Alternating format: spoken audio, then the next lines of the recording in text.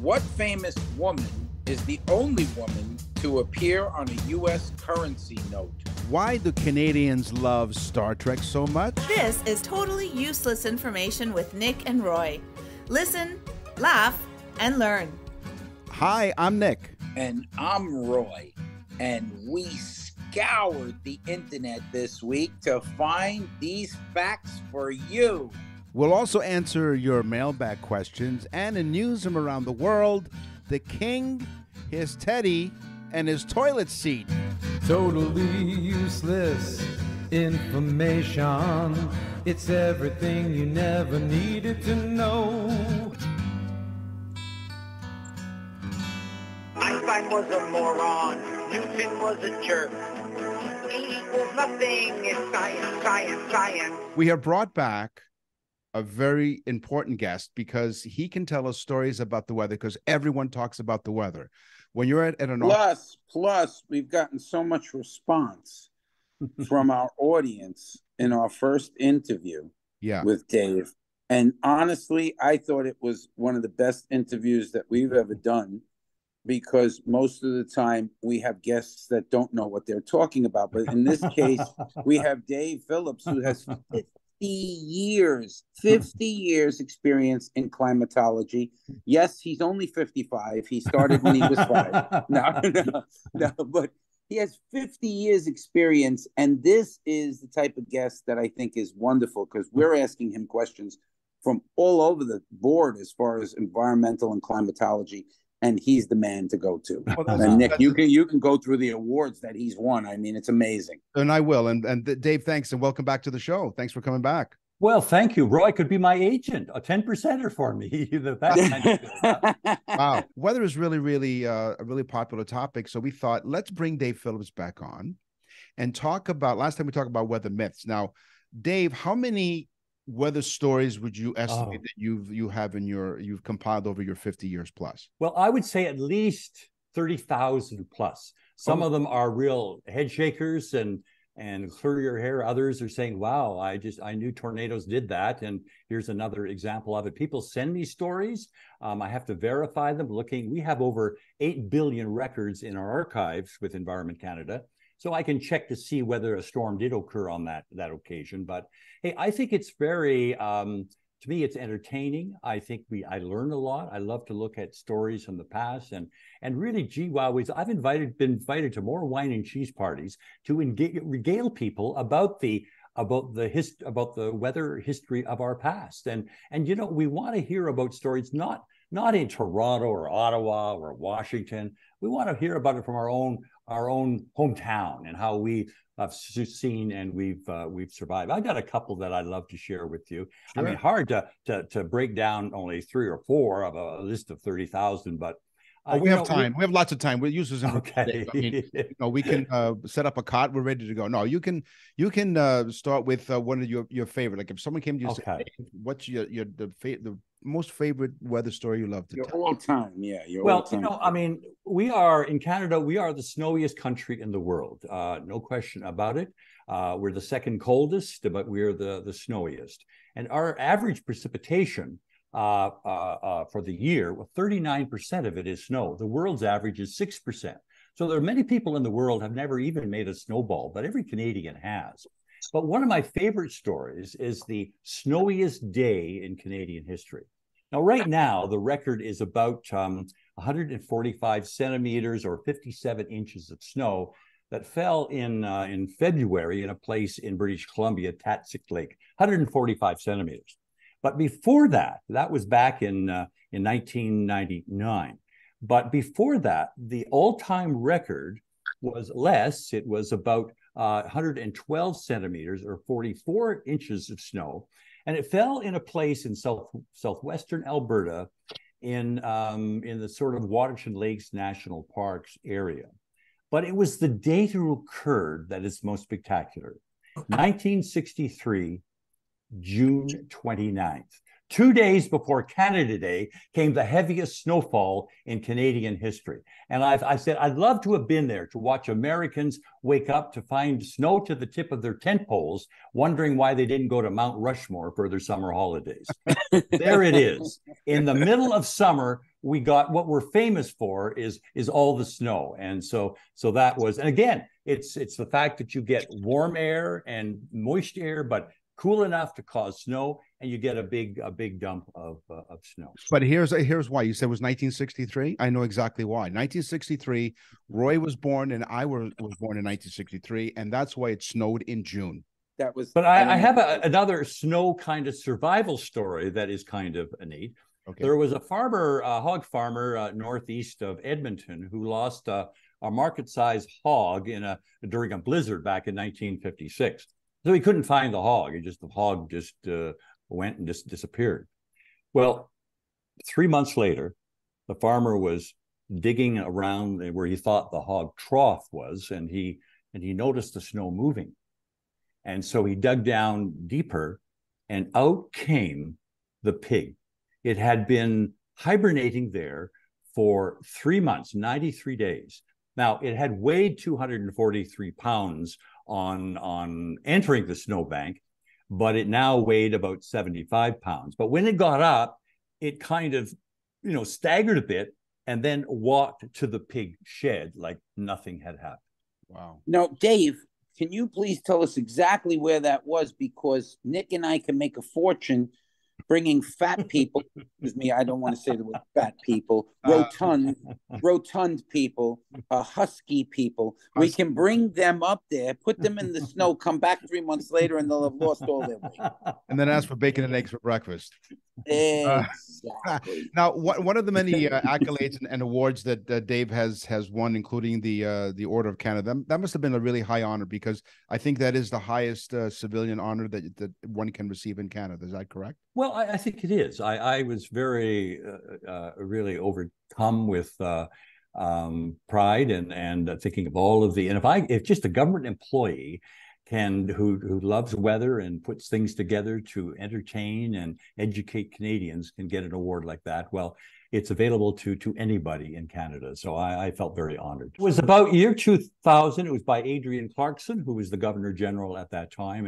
And what was, you were about 100 people getting the award on that occasion. I always remember that it was in her residence in Ottawa.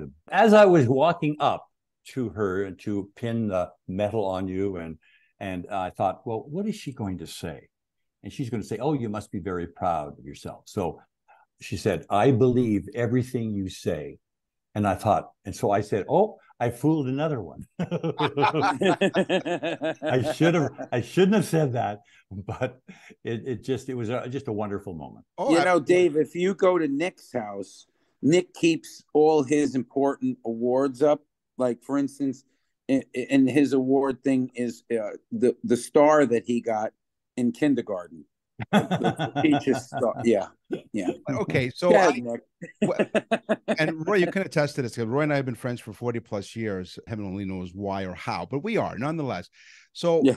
I think you remember this, Roy. At one time, I was extremely interested in meteorology, and you thought for sure that I would get into meteorology and be a weather person on television. I was so interested in the radio in my mid to late teens and early 20s, actually, that everyone thought I was going to become a meteorologist. So yes. I was interested. Wow. When did you get that weather bug as well? When did you know that science and meteorology was something you wanted to spend your life doing? I'll be honest with you. I was born in Windsor, Ontario, which is the lightning capital of Canada. More lightning days. It doesn't get as many as Tampa, Florida does, but it is for Canada pretty lots of lightning up here. Yeah. So, but I would like to tell you, I had instruments in my backyard. No, I wanted a job, and I thought of coming from Windsor, smaller town, but going to the city of Toronto, the big smoke.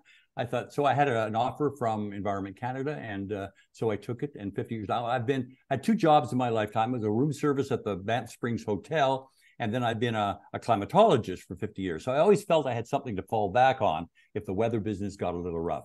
No, yeah. I think you did okay. Now, you wrote several books, and I think one of the titles is, Did Niagara Falls Ever Go Dry? So we'll ask you point blank, did Niagara Falls ever go dry? It did. I mean, we've seen the American Falls dried up a couple of times because the U.S. Corps of Engineers turned it off to repair the rocks underneath. But this is the Canadian Falls, the Horseshoe Falls, 10 times the size of the American Falls.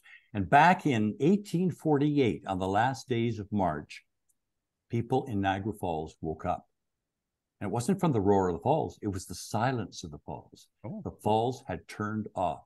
And people from Buffalo and from Hamilton, they came down in droves to watch this incredible wonder of the world gone dry. People walked out on the riverbank and into the dry riverbed. You could see some of the pools of water and fish and other animals just floundering in the water. But there was even a U.S. cavalry walked up the dry riverbed, and people picked up muskets and bayonets and tomahawks from the War of 1812 as souvenirs. There was even a group of people took timbers that were submerged under the falls and made furniture of it later on. And so the churches were filled. Back then, when you couldn't explain what had happened, people thought it was the end of the world. It was clearly divine intervention. It was clearly you were not living the good life, and you had to come to grips with it. And meantime, it was Nick who stuffed up a toilet. Well, it was a stuffing up, exactly, because 30 hours later, somebody could hear that sound, and the falls resumed itself. What had happened, guys, was in Lake Erie, on the sort of the neck into the Niagara River, the ice had broken up and had wedged in there and had blocked the flow of Lake Erie. Well, back then, there's no meteorological service. There's people didn't really know about it. It was a distance away. And so and what year was this? 1848, March the 29th. But March on April the 1st, the falls resumed itself, and people went back to a normal living. Nick and Roy will continue with totally useless information.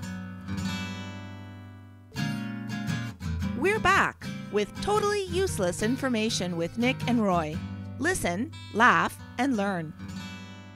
Our very special guest from Environment Canada's Dave Phillips. We're talking about some really interesting weather stories. So I think guys, one of my favorite kind of classics or genre of kind of weather stories are things that fall from the sky.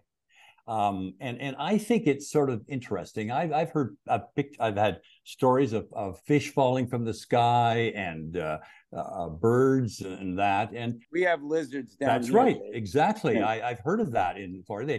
And but back in 1920, when it rained in Calgary, but it rained frogs in Calgary, and it was on 11th Avenue in downtown Calgary. And of course, the cats loved it because these were like fresh fish to the local cats.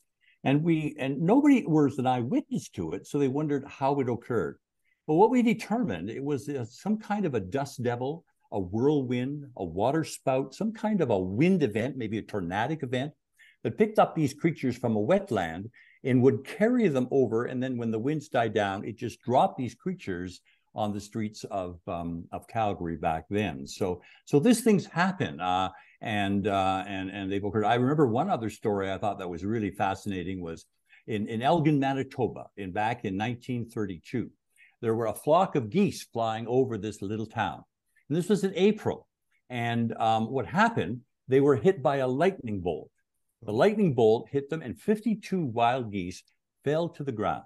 What did the people do? Well, some of them that were salvageable, they picked them up and distributed them among the people there in the town, and they had goose dinner. Very resourceful. Back there during the Depression years, people they just took advantage of everything. You don't have to tell Nick that, Dave. He picks up roadkill all the time.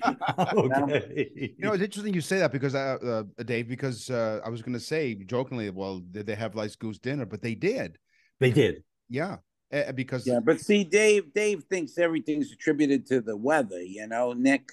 I mean, Moses didn't have a problem. He said frogs, and the frogs just came, Well, these birds weren't defeathered, but they were nicely barbecued. Yes. They were already cooked. That's right. Yes, and that maybe that's where the expression "your goose is cooked" came from. Thank you, Nick. Yeah. I've often wondered about that. I would have put a little marshmallow and a graham cracker. So I can have some s'more. No, it's a gore. It's a gore. Because it's a goose. You're listening. Right, of course. You're listening to Totally Useless Information with Nick and Roy, in case you were wondering. Our very special guest from Environment Canada climatologist Dave Phillips. We're talking about some really interesting weather stories. And I think, Roy, you had a question for Dave, because we gave you a homework assignment for this one. Yeah. What is the most terrifying day in Canada? No, it's not my birthday in 1963.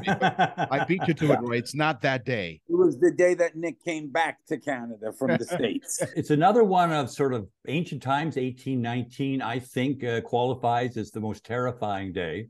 And because people couldn't explain what had happened. This was in Montreal, population, maybe about 15,000 people living in Montreal at that day. And so the day began with a kind of pitch black in the early morning.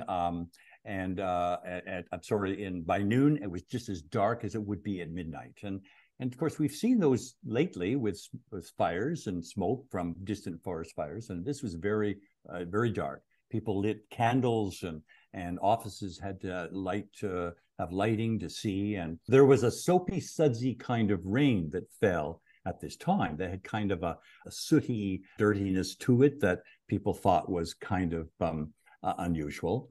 And then suddenly there was a tremor across the city of Montreal.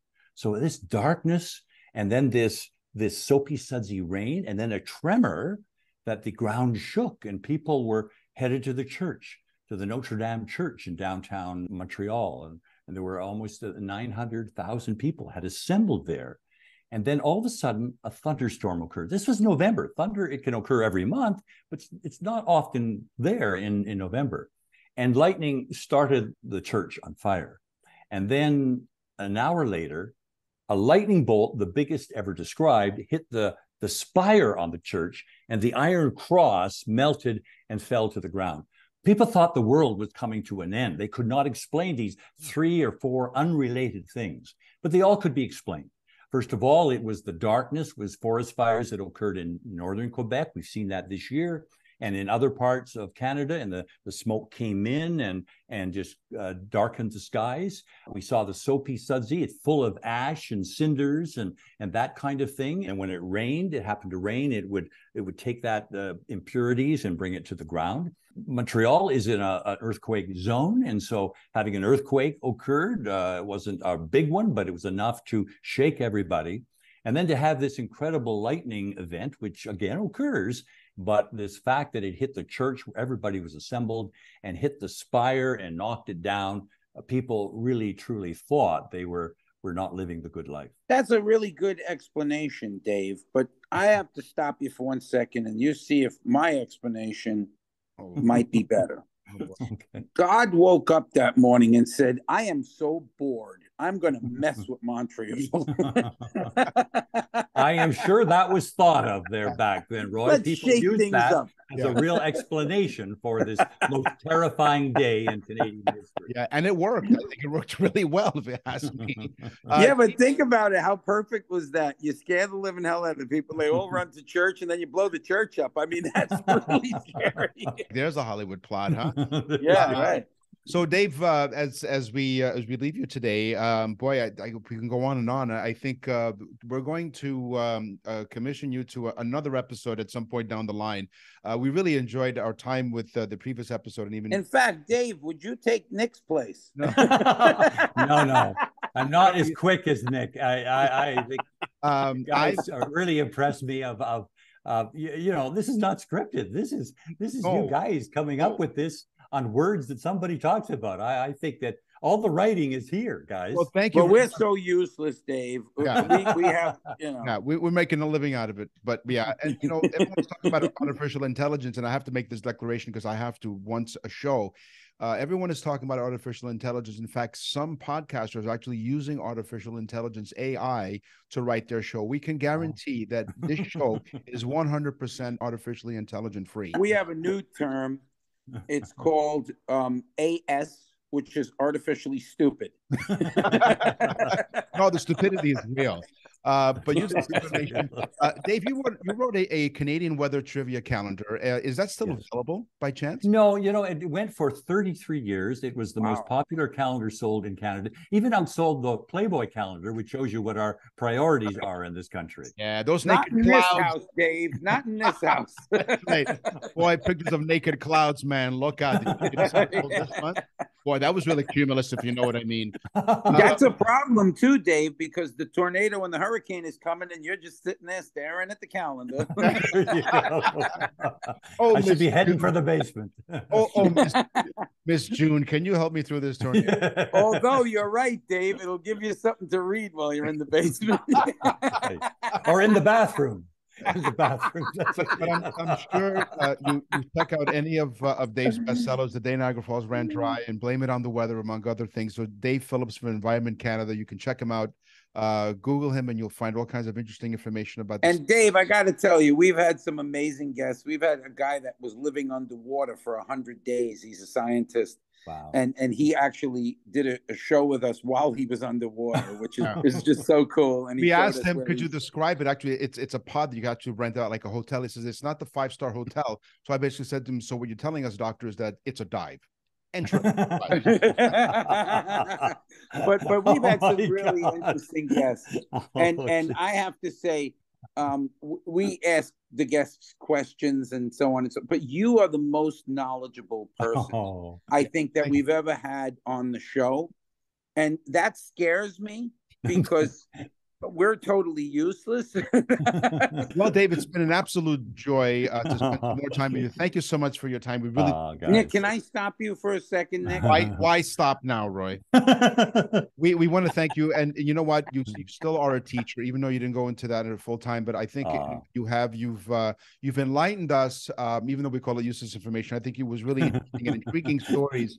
And you look up to the skies, and always be aware of your surroundings around you, and just be aware of what's going on, and you'll be safe. Dave, thanks again for joining us on Totally Useless Information with Nick and Roy.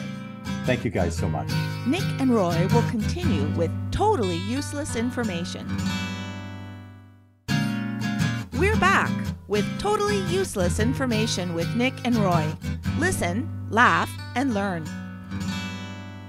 Down the garden path with Nick and Roy. So you've heard of money plants. No, we're not saying that money grows on trees, because money doesn't grow on trees. I don't care what they say.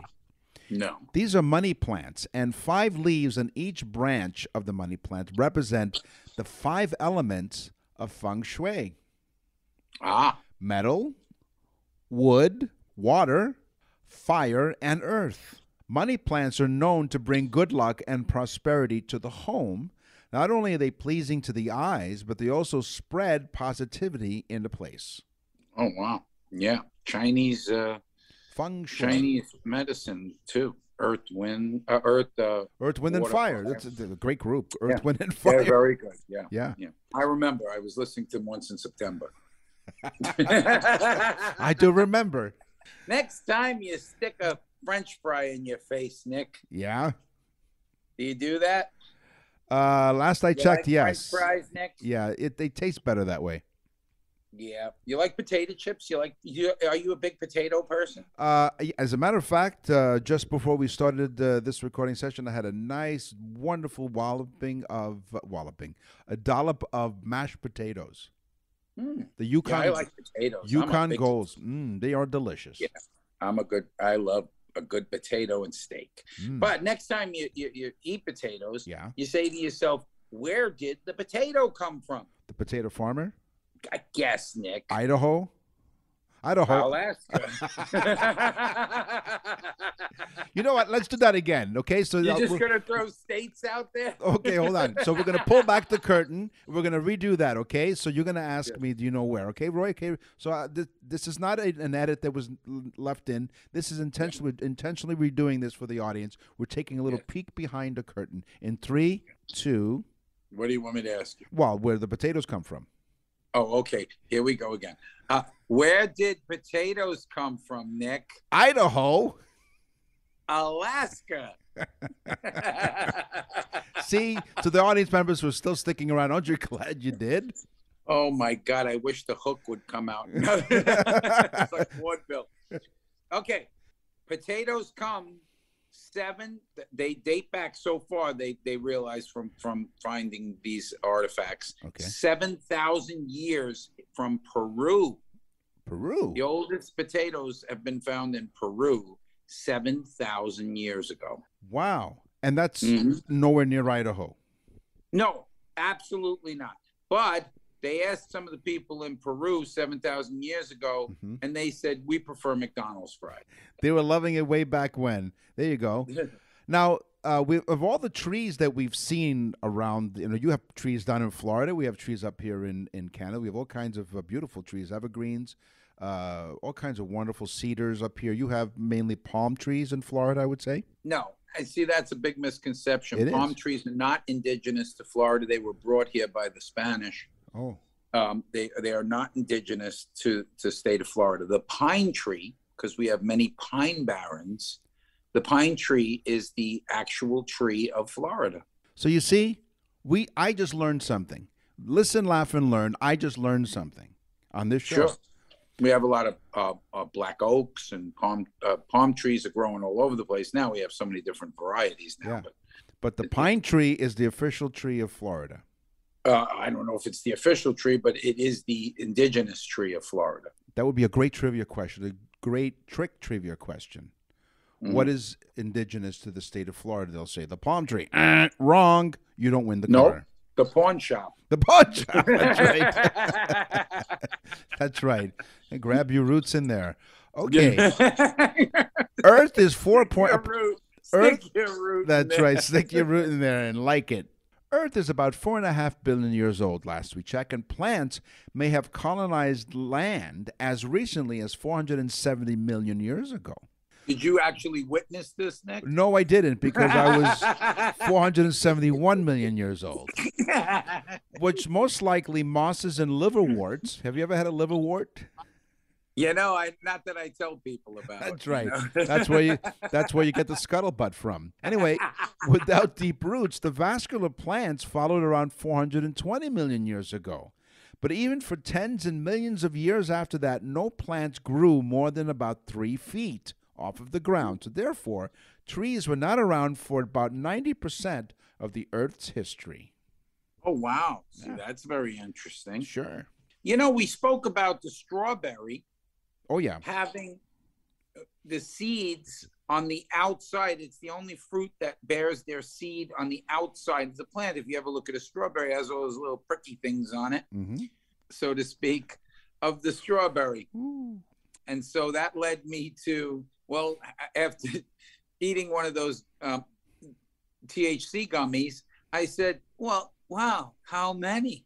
So I needed to find out how many actual seeds are approximately on each strawberry. It's 200.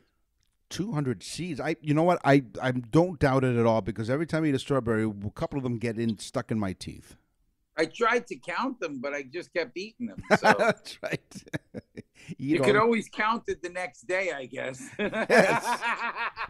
When you floss, you mean? Yeah. When you floss.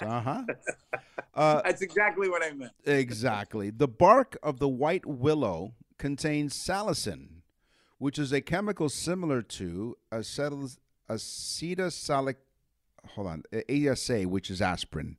Acetylsalicylic, basically it's similar to aspirin is what I'm saying. ASA. You said it contains salicin? Yes. I knew his cousin, Joacin. Selling Joe. Yeah. Salicin. Anyway, the bark of the white willow tree, in combination with the herb's powerful anti-inflammatory plant compounds called flavonoids, salicin is thought to be responsible for the pain-relieving and anti-inflammatory effects of the herb. So the bark of the white yellow tree is what gives us the same properties as aspirin. So go suck on the bark of a tree. Which is the most influential drug of all times, aspirin. Aspirin. Wow. Yes. Amazing, right? Broccoli and cauliflower are two of my favorites. Yeah, but not my favorite vegetables. Yeah, but not the members of your household. No, not the next day. No. But what I do is, if I have a good helping of broccoli and cauliflower, just for kicks, I go to like an office building and ride up and down in the elevator.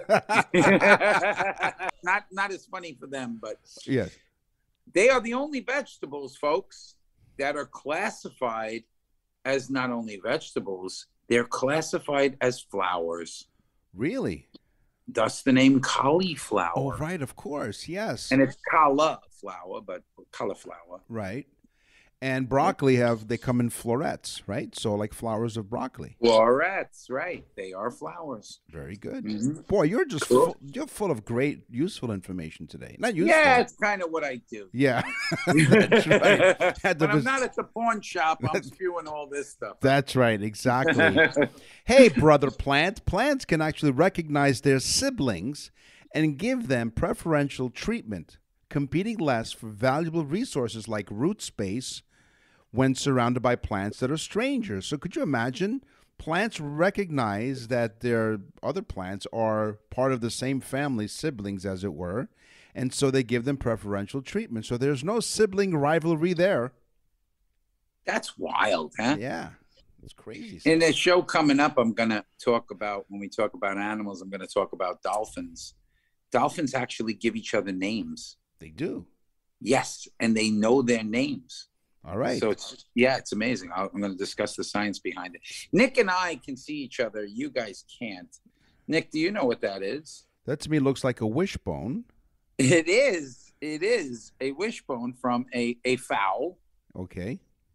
And have you ever heard of the wishbone flower plant? No, I've heard of wishbone salad dressing and wishbone at Thanksgiving dinner. No. Inside of the wishbone flower plant, the stamen, which is basically like the area for the seed. Yes. The stamen is shaped exactly like this wishbone. Really? And there's multiple stamens in there, yes. So it is called the wishbone plant. So it's like I went to school and brought like show and tell. Nick and Roy will continue with totally useless information. To access the full library of episodes, visit nickandroy.com. That's nickandroy.com. We're back with totally useless information with Nick and Roy. Listen, laugh, and learn. Edward Jones might have been the first celebrity stalker. He got caught trying to steal Queen Victoria's underwear 4 times. Edward Jones' life was no fairy tale, and he was caught with the monarch's clothing down his trousers, no less. Dr. Jan Bondenson, a senior lecturer at Cardiff University, spent 5 years researching his subject. He said Edward Jones was a very weird character, you think, and apart from Queen Victoria, he was never interested in women. He was extremely ugly, with a wide mouth and a low brow, and he never washed, which is why people thought he was a chimney sweep. He took the Queen's underwear the first time, and then the third time, he stole food from the kitchen, and twice he was caught sitting on the throne. Doesn't indicate which one. Instead of being thrown in prison, he was sent to live in a penal colony in Australia. The old penal colony. That's right, yes. Where they have what was his name? His name was Edward Jones. On our website, nickandroy.com, you have opportunities to send your loved one a birthday message, and now, brand new for a brand new year, anniversary messages. People are flipping out. And by the way, it's the people that forced us into doing the anniversary message. We had so many requests for anniversary messages. Could you do an anniversary message? Could you do it just like the birthday? Folks, if you don't know what we're talking about, go to nickandroy.com, click on birthday message. You are going to see it's a mini show that we do with all totally useless information for your loved ones, and they are going to flip out. They are going to, I'm telling you, they send it to everybody. We get comments from people, friends of theirs, that, oh my God, how do I get one of these? How do I do, So nickandroy.com, go on birthday messages. It is the greatest gift of all time, and it's inexpensive. Exactly. Website is nickandroy.com. Up until 2001, Disney employees were not allowed to wear their own underwear under their costumes. They had to share Disney. Were they part of Sniffer there? Yeah, Edward Jones did not work for Disney. They had to share Disney-issued undergarments. So what were they, Mickey Mouse? Like, here are grown people wearing Mickey Mouse underwear. But after several employees complained, and they complained because they got... and reported stained undies, the company changed their policy. Oh no! Especially being that they didn't make those Disney underwear in anything but youth sizes, so for someone like me, that would be really heartbreaking to put them on. It'd be like a nasty Speedo. So you're listening to Totally Useless Information with Nick and Roy. Today we talked about money, we talked about garden, we talked about expressions. It's time for the news. And now, from around the corner and around the world, this is TUI News. King Charles III, the newly crowned King Charles III, does not travel without his teddy bear or his toilet seat. A former valet for King Charles shared that the royal travels with his teddy bear and needs to be tucked into his bed, even as an adult. Oh, no. Okay. He always travels with a trusted companion and a I throne. knew something was wrong with him. And a throne that's fit for the king. The king is known to have an outrageous list of demands, you think? But it was recently revealed that King Charles III also doesn't like square ice cubes. Oh, my God. And he does travel with his childhood teddy bear. Christopher Anderson, the author of The King, The Life of Charles III, said that the beloved bear... I knew his cousin, Hans Christian. Right, another great storyteller. He said that the beloved bear has been by Charles's side since he was a very small child. It was even guarded by one of Charles' most trusted valets, Michael Fawcett, who was in charge of caring for the beloved bear well into the king's adulthood. So whenever the toy needed mending, a designated nanny made the necessary repairs. Oh, my God. The only person who's allowed to mend King Charles' teddy bear is his childhood nanny, Mabel Anderson. This tune-up would occur when Charles was... I know. That's Hans Christian's cousin. Right, Mabel Anderson. That's right. It's all in the Anderson family. The tune-up would occur when Charles was well into his 40s, and every time that the teddy needed to be repaired, you would think it was his own child having major surgery. He was really concerned about the well-being of this teddy bear. And this man is running England. At night, the valet would lay out the king's pajamas and before he went to bed for a peaceful sleep. I guess he'd rather look at that bear than to see his wife Camilla. Camilla Bear. Now the royal is also rumored to travel with a custom-made toilet seat. Oh, don't even tell me. His favorite toilet paper, ice trays, and personal chef. When he goes to dinner parties at other people's homes... What does he do? Put the ice cubes up his... No, he doesn't in his royal... His bottom? Does he place them in his bottom, Nick? He puts them in his royal asset. So And when he plays with the old Paddington, while he's on the toilet seat, he's bouncing the Paddington up and down on his royal junk. That's right. So he would go to a dinner party and often bring his own chef. So never mind bring your own bottle. He brings, it's not BYOB. Oh, no. It's BYOC. He goes to somebody's house and brings it. Oh, well, see, I'd invite him. Yeah. You just have the chef cook for everybody. That's right. No, but the chef only cooks for the king. Yeah, can you imagine, too, what they bring a whole team of people to excuse me, I need to use the bathroom. Can I change the toilet seat out as well? He has a team, just like in a race car, in the NASCAR pit, where you have like a pit crew. He's got like a toilet seat crew to switch. He said, I don't like square ice cubes. I like them rounded on the edges because they don't hurt as much going in. It's the Royal Ice Suppository. Wow. My goodness. So anyway, so instead of BYOB, it's BYOC. Bring your own chef. or BYOC. Bring your own cube. That's right. So they also carry around ice trays.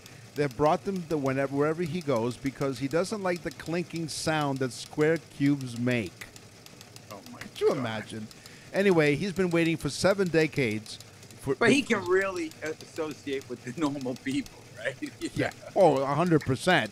Yeah, So he's just a regular guy. Waiting for he's just a regular guy with Dumbo ears. Allegedly. So for 7 decades, he's been waiting to take the throne and literally with his own toilet seat. He has an acquired taste for finer things. He wants what he wants when he wants it. King Charles III. Wow, crazy. That's all the time that we have for this episode of Totally Useless Information with Nick and Roy. Roy and I right now will go and install our own toilet seats as we scour the internet and other sources to gather more useless information for you next time. So, tally-ho and knock up all your friends and tell them to listen to the show.